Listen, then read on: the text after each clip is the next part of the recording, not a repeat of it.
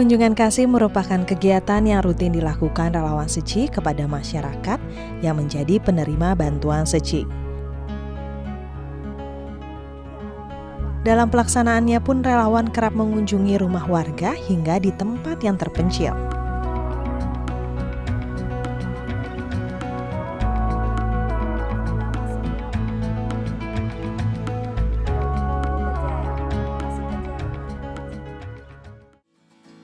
Mau coba ngunjungin Ibu Wati sama Sisil ya. Iya. Soalnya kan mereka kayaknya kemarin ada minta bantuan, cuman kita udah belum follow up lagi. Nah, kamu bisa kan kita pergi ya? Bisa.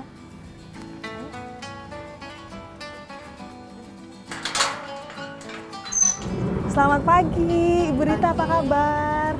Baik. Wah, hari ini sudah mau berangkat, pergi kemana ini hari ini? Kebetulan kita berdua mau mengunjungi pasien yang sudah menerima bantuan. Kita mau tengok dia karena sudah 3 bulan lebih ya. Biasanya kita di kantor ada follow up. Berarti kebetulan banget aku mau berkunjung ke sini. Ternyata Ibu Rita ada kegiatan. Aku jadi pengen tahu nih, hari ini kunjungannya seperti apa. Aku boleh ikut gak biar aku sekalian tahu apa kegiatan kita hari ini gitu. Boleh ikut ya Ibu Rita ya? Boleh, mari Berarti langsung sekalian. aja? Ya, kebetulan dekat, jadi kita bisa sekalian jalan. Siap. Ayo Ibu. Mari.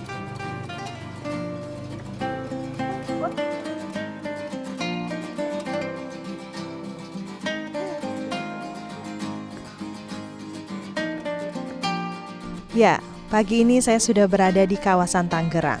Saya mengunjungi Ibu Rita, salah satu relawan SECI Tangerang yang akan melakukan kunjungan kasih kepada penerima bantuan SECI di wilayah ini.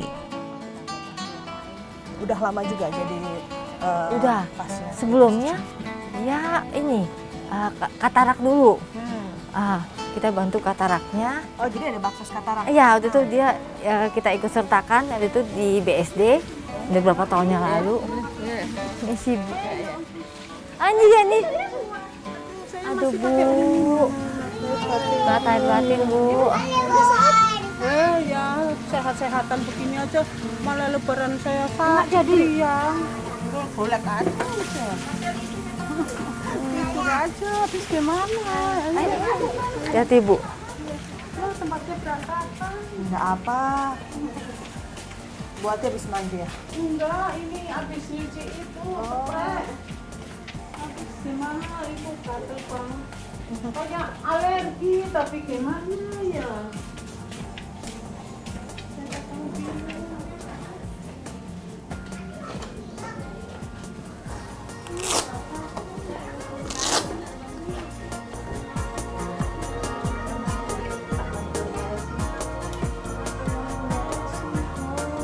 Kemudian ya?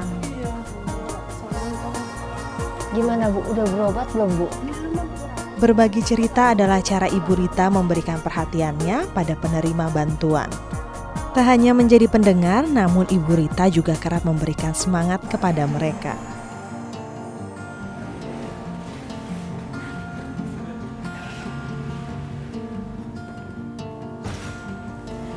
Ya, Ibu tadi kan saya juga sudah ikut kunjungan Ya. ke beberapa penerima bantuan SECI gitu. Kalau bicara tentang kunjungan kasih atau biasanya juga survei yang dilakukan oleh Ibu Rita sendiri dan relawan SECI sini, apakah memang setelah kunjungan kasih atau survei akhirnya keluhan atau sharing-sharing dari penerima bantuan sendiri dibawa lagi ke yayasan gitu ya untuk Iya. dilaporkan? Ya biasanya kita tampung kembali karena kan kita biasanya pengen tahu juga nih setelah kita bantu mereka perkembangannya bagaimana gitu, apakah lebih baik atau bagaimana. Jadi kita senang kunjungi lagi, makanya kita akan tahu kebutuhan apa yang mereka perlukan lagi. Apakah kegiatan kunjungan kasih ini menjadi kegiatan rutin dari relawan SECI wilayah Tangerang? Kalau untuk survei kita punya waktu emang 3 hari, dari hari Senin, Selasa dan Rabu. Kebetulan saya ngambil yang di hari Rabu.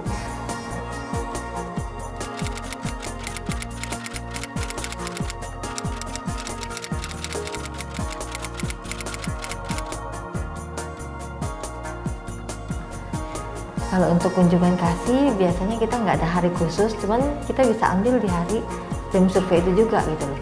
Jadi setelah survei di beberapa tempat mungkin kita sisipkan 1 ke 2 pasien yang kita kunjungan kasih juga bisa.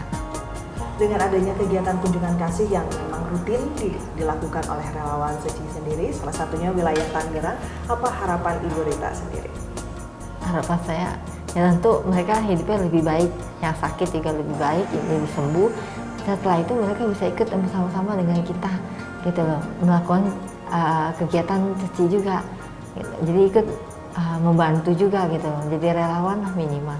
Saya lebih baik lebih senang juga sih kalau mereka bisa ke jalan sana.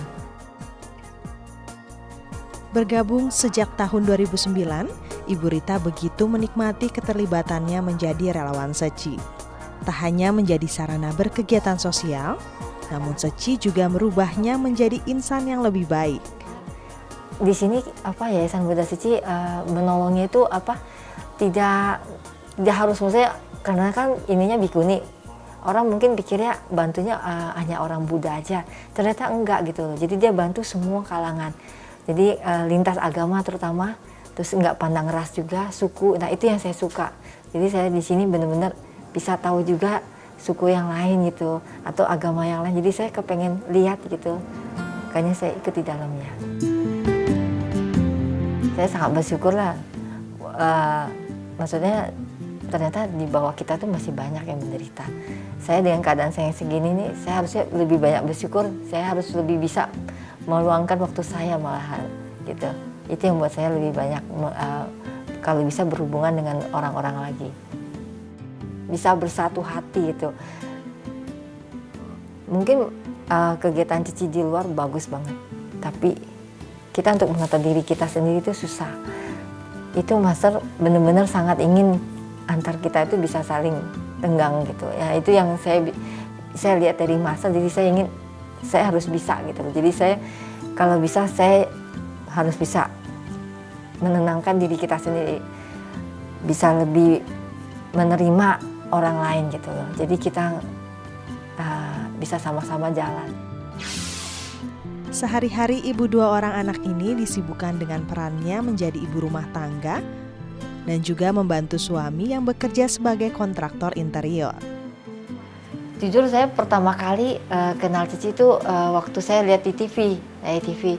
Terus saya pikir aduh enak bener ya, kayaknya bisa bantu orang, kayaknya seneng bener ya hatinya ya. Sedikit tapi rasanya kok pleng gitu. Jadi saya coba bilang sama suami saya gimana caranya ya. Terus kebetulan waktu itu kita lihat di email, jadi saya kirim data semua ke email, tapi saya tunggu-tunggu belum ada panggilan.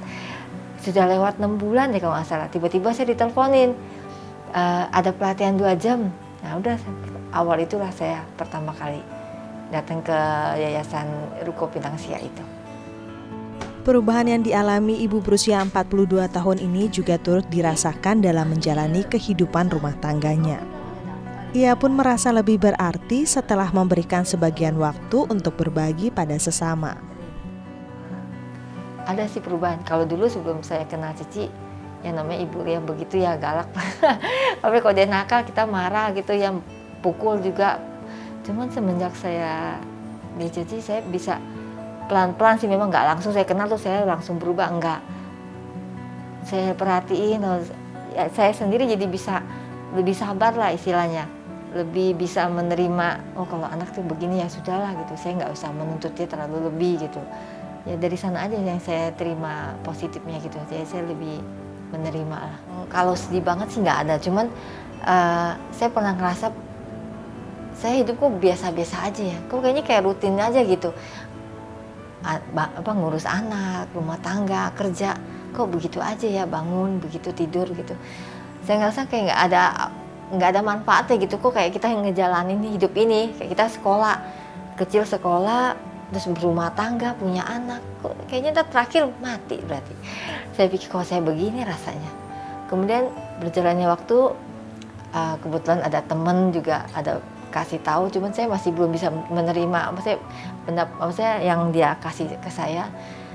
Berjalannya waktu saya kenal Cici, baru di situ saya bisa merasakan oh saya bisa bermanfaat juga buat orang lain gitu. Minimal ya apa sih yang bisa saya kasih, kalau misalnya dari materi mungkin saya nggak bisa ya dari tenaga lah, atau dari pikiran kalau saya bisa bantu anak-anak yang nggak seberapa ya ilmu lah minimal saya bisa kasih ke mereka.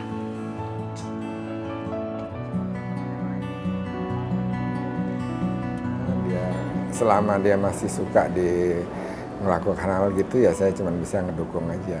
Karena saya nggak bisa ngelakukan apa, jadi saya nggak ngelarang juga. Ya biar dia lebih senang dengan kegiatannya, hatinya lebih tentram gitu, lebih bahagia lah. Sosok pribadi yang sederhana namun punya tekad yang kuat untuk bersumbangsi. Inilah pelajaran yang saya dapatkan dari pertemuan saya dengan Ibu Rita. Tekadnya ya pasti saya ingin ikut langkah Master aja deh. Jadi memang Master kan bilang kita semua memang bodhisatwa. Kita manusia itu semua bodhisatwa, sebenarnya hatinya hati bodhisatwa. Cuma tergantung kita bisa nggak kita mengalahkan ego kita sendiri. Jadi kita jalannya juga jadi benar gitu. Ya saya coba aja lah, saya juga masih belajar di sini. Mudah-mudahan saya bisa tetap di jalan yang benar.